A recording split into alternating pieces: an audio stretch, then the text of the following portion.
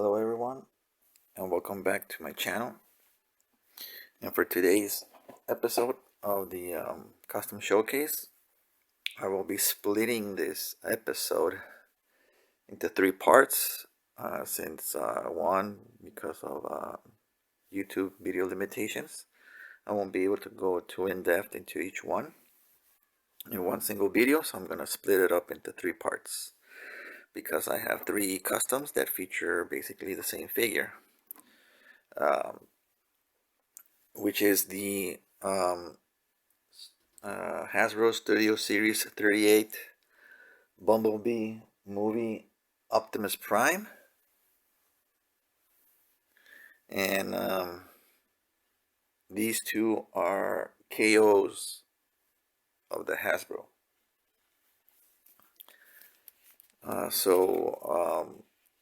I'm just gonna be going over the first one, which is the Hasbro version, in today's video, and I'm just gonna show you quickly, what I did to it, and to bring out all of that detail in the figure. Sorry about that. I had to take a drink of water. So let me just push these a little bit to the side.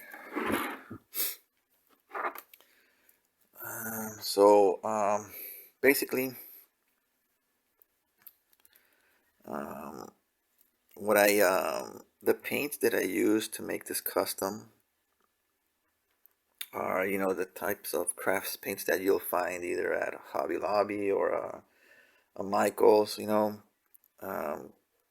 Some will say that you need the higher end paints like the Tamiya, or even model paints that they use for like Gundams and all of that.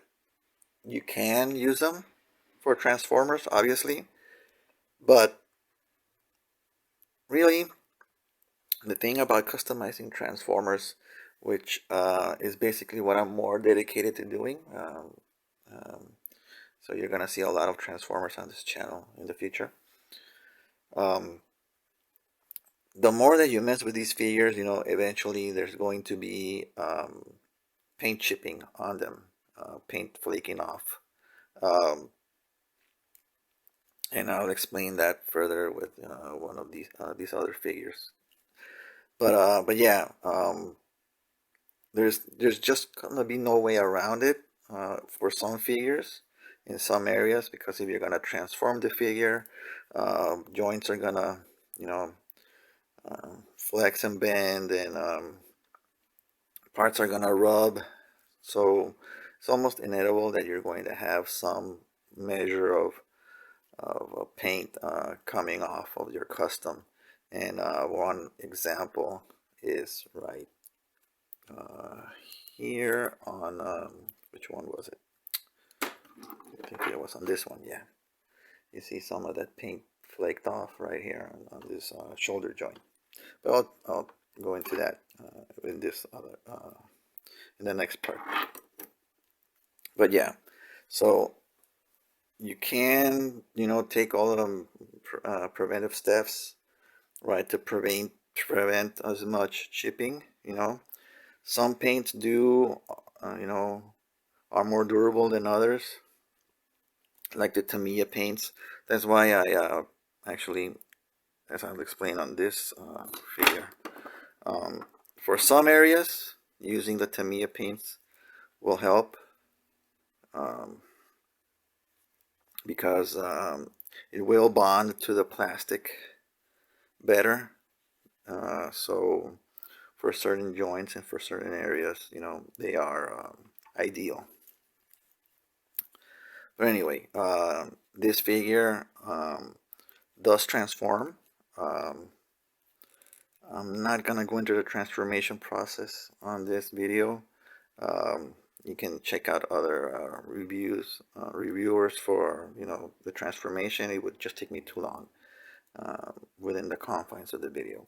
So I'll just rather show you some of the details that I went into to giving this figure. Right. So here's a close-up of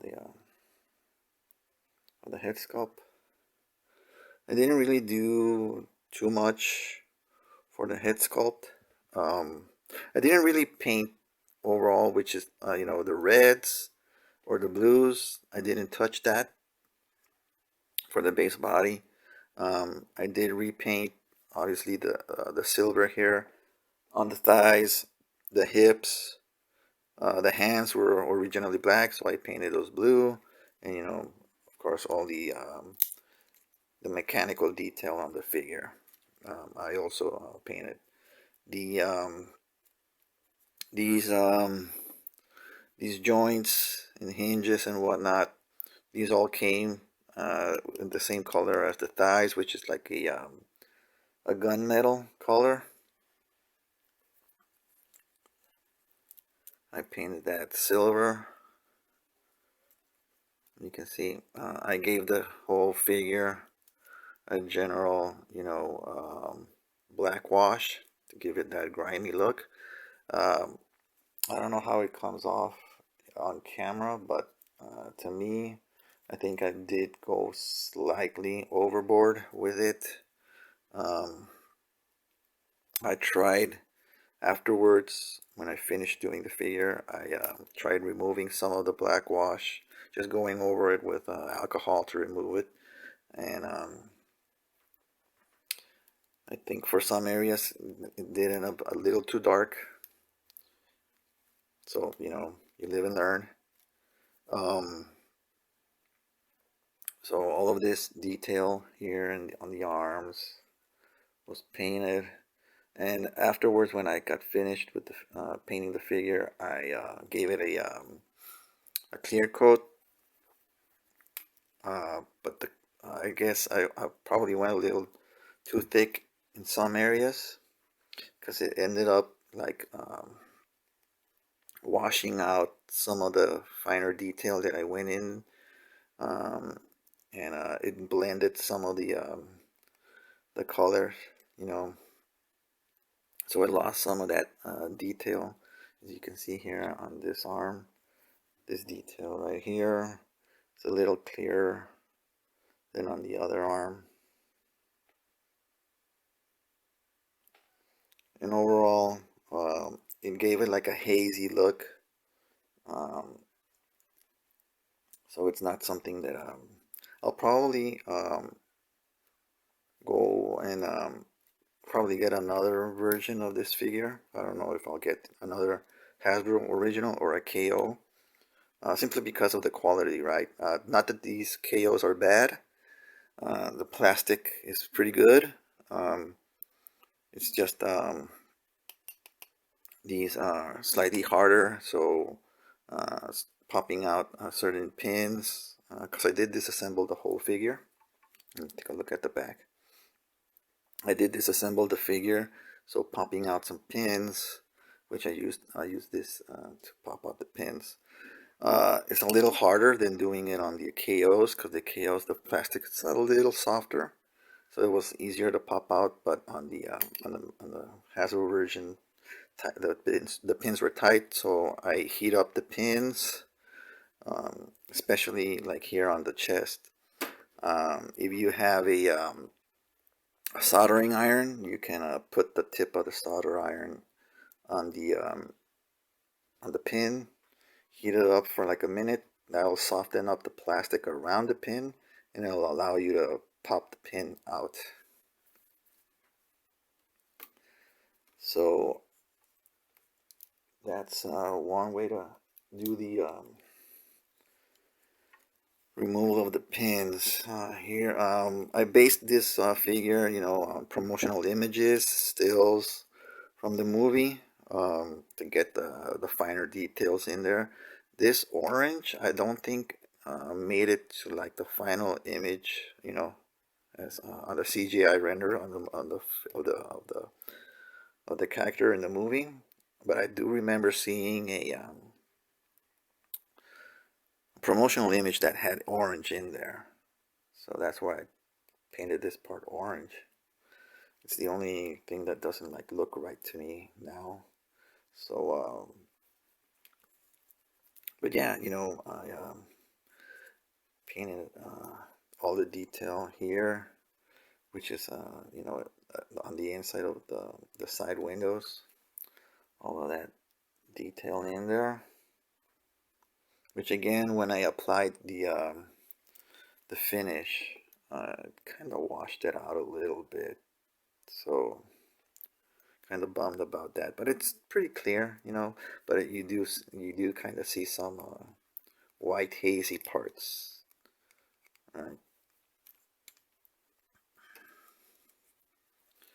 Then here on the back, all of this, and, you know, it was fun detailing all of these bits and pieces, right, on the back of the figure, behind the leg, the feet, if you know what I'm talking about, right? So yeah, you know, a lot of these details were brought out. You can see here actually some of the finish. I don't know if you can see, the camera will pick it up, kind of pooled there. So give it a little hazy look. But all in all, you know, that's how you learn. I'm no expert. You know, I've only been customizing for a few years now, but you know, you learn from your mistakes. You learn not what to do. So this one, like I said, I made this custom probably early last year, and these were from this year. So you will see what I've learned from each of these, you know, over the years, how to apply the paints, where to be careful, and whatnot.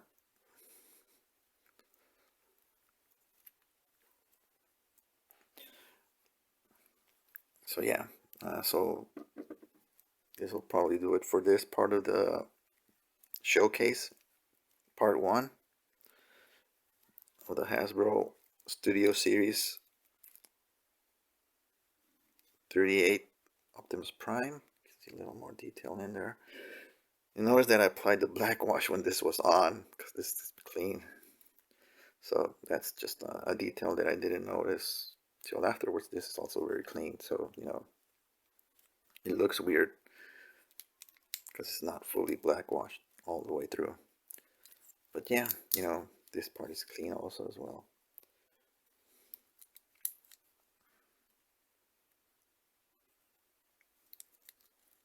So again, you know, it's all a learning experience, and you know, again, just be careful where you're painting, and what paint you're typing, what type of paint you're using. I'm going to end this video here, and then continue for part 2 of episode 2. Thank you, and see you in the next one.